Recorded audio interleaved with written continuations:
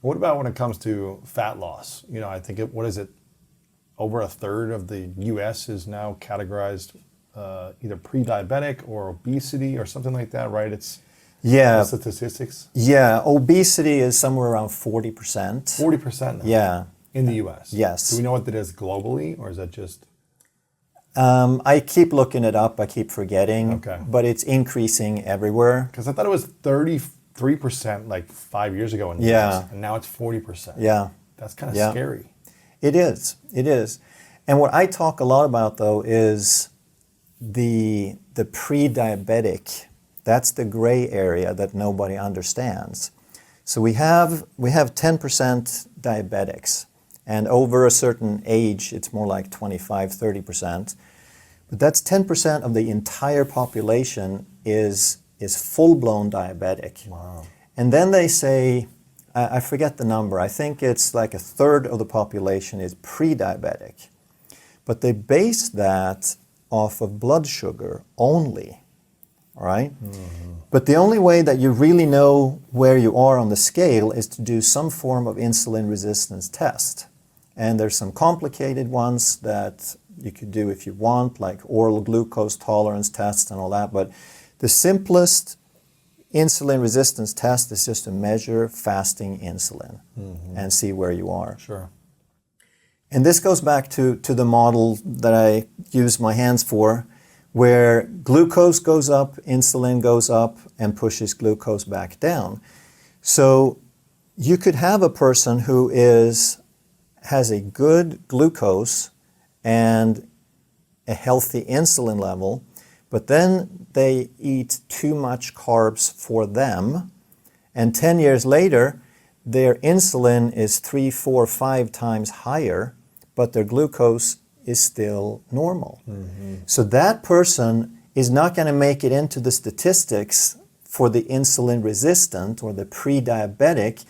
It takes 20 years to get there. So if we actually measure the insulin and we say we're a little bit more sensitive to the gradient, now we're going to see that probably 80% of the population has some degree of insulin resistance. Gotcha. Right? Wow. So how do we eliminate that? Is it through, how do we burn, is it burning the fat? Is it changing the foods to eliminate that, or what is that? It's reducing the insulin. Okay. Because the insulin is ultimately the fat storing hormone. How do we reduce the insulin? By eating less carbohydrates, and because carbohydrates are the foods that stimulate the insulin, and the other thing is to eat fewer meals.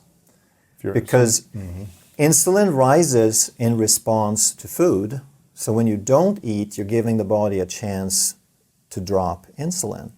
But most people, the only time they don't eat is when they're sleeping. Right. Otherwise, they're eating all right? night, So snacking. at best, they get 8 hours of fasting, and then during their waking hours, they just keep topping off the insulin. But if you can just extend that fasting window by a few hours, you've already made a huge difference. So if you go, instead of eating your last meal at 11 and your first meal at 7, what if you just skip that evening meal? What if you don't eat after dinner at 6 o'clock? Now you've just extended that period where insulin could drop by 5 hours. More than 50% increase, right? So those are some simple tools, and that's why intermittent fasting is so popular. Yes. And I would say it's even more powerful than low carb, because fasting is 0 carb. Now, like most diets and trends we see out there in the health world, all these different names of diets, is intermittent fasting going to be another fad for a decade and then go away? Or do you think this is something that people will actually use because there's so much pain with, pre-diabetes and fat storage? I think when people learn to eat real food, then intermittent fasting almost becomes natural. It becomes so easy. It's such a no-brainer. And everyone who tries it, who gets to the point where they might eat twice a day, they might have lunch and dinner, and then there's no temptation, there's no urgency to go back because it feels so normal. And if we look again, we go back to our ancestors, 250,000 years, how did they eat? Well, they didn't wake up to a stocked fridge. They might have had some nuts or a little bit of meat left over from the day, but I don't believe that they would eat it because they had a healthy metabolism. They were metabolically flexible. So they woke up and they went out to catch something before they ate again. So I think it's very logical to assume that we ate once or twice a day for almost all of human history. Until like 100 years ago or something. Correct. Wow. And even less than that, and that's why we've had this explosion, even through the 1950s and 60s and even into the 70s, people ate mostly 3 meals. And then is when they told us to eat low fat.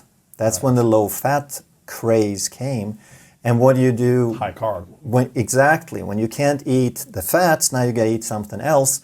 And those carbs are very transient, right? They raise the blood sugar and your body has to get it out of there. And as soon as blood sugar drops, now you're hungry again. So this is part of what got us on this roller coaster.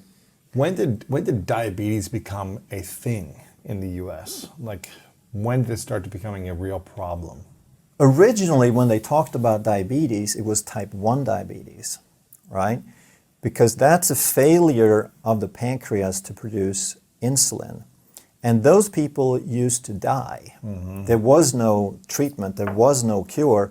If they ate extremely low carb, they could live a little longer. But basically, type 1 diabetes is starvation in the midst of plenty. That your blood sugar is 700, but you can't use it because you don't have insulin. So insulin's not a bad thing. But type 2 was unheard of.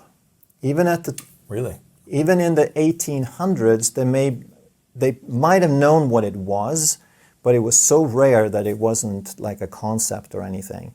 And it really wasn't until the 1970s that it became like a problem. The 70s. Yeah. So we're talking 50 years ago. Yeah. Type 2 diabetes wasn't a thing before then.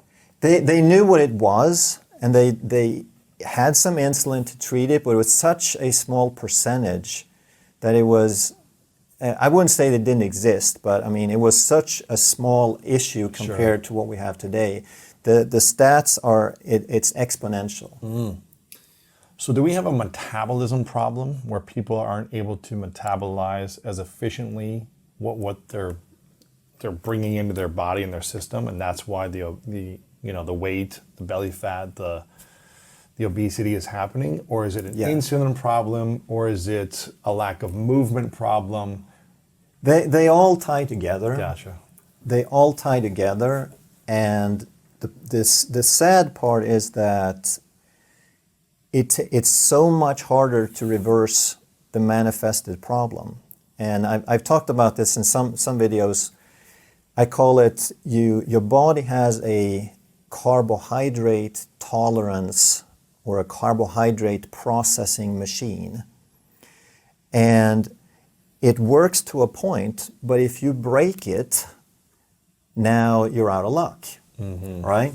So if you've broken your machine, now you have to be so strict. And this is where you're talking about the metabolism problem. Now it's so difficult to get that body to start working healthy again, to become insulin sensitive and heal your metabolism. And that's why there's so many people who have trouble losing weight, so many people who have stubborn weight. And stubborn weight is basically that you broke your carbohydrate processing machine, if you will. So how do we get rid of the stubborn weight then? And that's the trick. And this is like the last few percent of the population. Like if you check the the comments on my videos, there's all these people say, hallelujah, this works, this is so great. I lost 60 pounds in 2 months. Wow. And all I did was I followed your advice, I cut out the sugar, I cut out the white bread. But then there's this other group that I really, really sympathize with, and they're the ones who go keto, they go low carb, they do intermittent fasting for years, and they lose like 3 pounds. Really? Why is that? Because their bodies are so stubborn. And part of it, I do sympathize with them. Part of it, I think, is that it is so tough for them that it's challenging to be consistent. Mm-hmm. That if they truly, truly were consistent on the low carb and the exercise and the intermittent fasting, they would probably see some changes. But then there are these people who get close to zero results, even though they're meticulous. And now we get into some of the things I'm testing in my clinic is to try to figure out some of these patterns. And I find that there's these relationships between the stored body fat and the hypothalamus, for example, and between the pancreas and the hypothalamus, between the liver and the pancreas, where the organs are kind of stuck. They're just not talking to each other properly. Mm-hmm. And then, of course, there's hypothyroid, which is pretty common. But yeah, I do feel for those people. And there is a small percentage that just have so much harder time than the rest of them. Interesting. And what about the connection to losing weight, healing the body with psychological traumas, emotional heartache, or other things that have hurt you in the past? Yeah. There's a great book, The Body Keeps the Score. Mm-hmm. Is relationship trauma, childhood trauma, breakups, breakdowns in life tied to losing weight as well? Yes. Everything is tied to everything. It's like that's the first thing that you learn when you're in clinical practice and you do the stuff that I do is anything can cause anything. And what I try to teach people is the holistic approach. I call it holistic health. And some people, they say, oh, you lost me when you said holistic. Because now they think it's about burning incense and crystals. But holistic simply means addressing the whole, right? You are a whole body. You want your body to be whole. So you need to look at all the aspects that tie into that. And some people, when it comes to weight, obviously they look first at the food, which is like the chemical, the biochemistry. And then some other people talk about the exercise, which is the physical, mechanical, and then now you're mentioning the third, which is the emotional. We have to understand we are chemical, structural, and emotional. It's like 3 legs on a table. And for some people, they might have enough of a balance already that they just address one thing and they get results. But to truly get optimal health, we need to address all 3 for a period of time to get the results. When you do all of it for a period of time, that's when you can get that optimal health. Sure. So with weight loss, I don't think it's ever, well, I shouldn't say ever. For most people, it's not the primary component, but it's definitely a contributing component. Because we know, for example, that stress contributes to a hormone called cortisol, and the purpose of cortisol is to raise blood sugar. If you raise blood sugar, you're going to trigger more insulin. More insulin, you become more insulin resistant. Right. So I mean, this is so plain and so documented that you give someone cortisol and they become insulin resistant.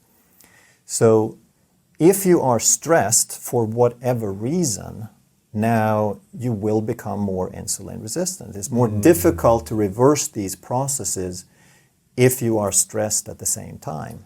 So high blood sugar, let me make sure I'm understanding this, does not necessarily come from the foods you eat, but it can also come from the stresses you have with your thoughts. Yes, absolutely. Does it also come with foods also, or is it more from thoughts turned into stress and emotions? It's definitely more from food. Okay. And I think it'd be a very, very rare case of someone who is metabolically healthy and insulin sensitive and has stressful thoughts to create a metabolic problem. That by itself is probably not going to do it. Got it. But for people who are insulin resistant, now if they have stress on top of that, that becomes a very significant factor. And same thing with exercise.